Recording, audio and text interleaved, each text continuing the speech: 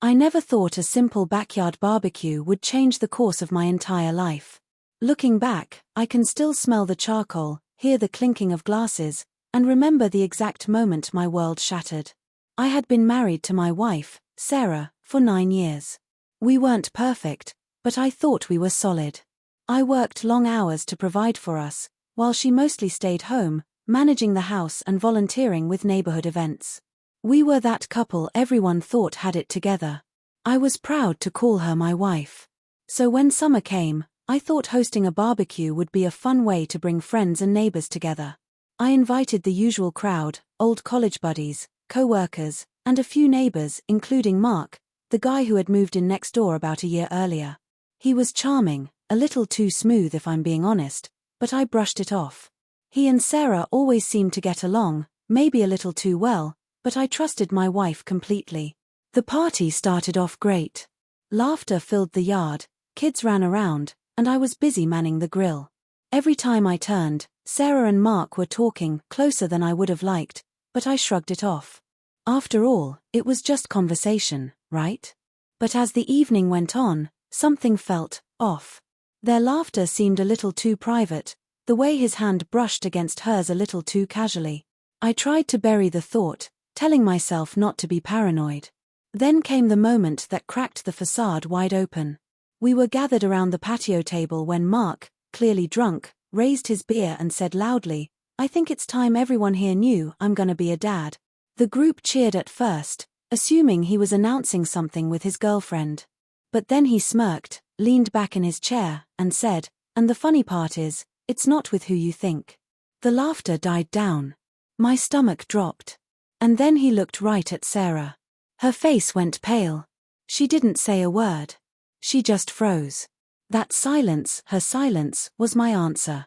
The backyard went quiet. People exchanged nervous glances. Someone coughed. And then, in a tone that will forever haunt me, Mark chuckled and said, "Guess the secret's out, huh?" I felt like the ground had been ripped from under me. My wife, the woman I trusted, the woman I loved, was carrying his child.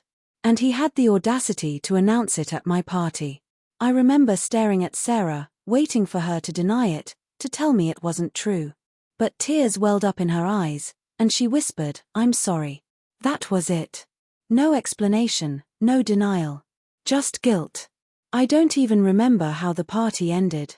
Guests quickly made excuses to leave, whispering on their way out. I was left standing there, holding a spatula in one hand and a heart in pieces in the other. That night, I didn't scream. I didn't cry. I just shut down. Sarah tried to talk to me, but I couldn't even look at her. I slept on the couch, staring at the ceiling until morning. But by sunrise, my numbness turned into something else, clarity. If she thought she could humiliate me in front of friends and neighbors, if she thought I'd just quietly accept betrayal, she was wrong. So, I planned my revenge. First, I gathered proof.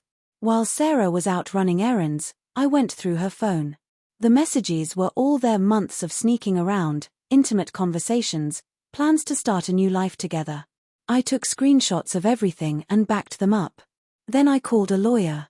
I wasn't going to let her take half of what I'd worked for while carrying another man's child. By the time she realized what was happening, divorce papers were ready. But I wasn't finished. The next weekend, I hosted another gathering, but this time, just close friends and family. Sarah thought it was an attempt to patch things up. Instead, I stood before everyone, held up my phone, and read aloud her own words to Mark. Gasps filled the room. My mother's face went white. Her parents sat there in shame. And Sarah, she crumbled. She tried to interrupt, but I kept reading until every last ugly truth was out. Then I handed her the divorce papers right there in front of everyone and said, "You wanted to start a new life with him? Go ahead. This chapter with me is over."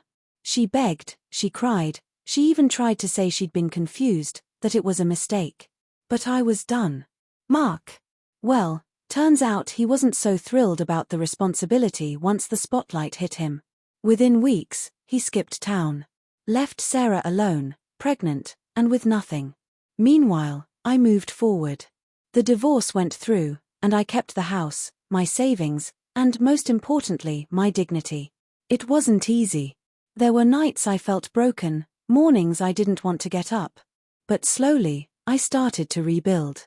I reconnected with old friends, poured myself into my work, and focused on becoming stronger. And here's the truth I want anyone listening to hear. Betrayal hurts, it shatters you, but it doesn't define you.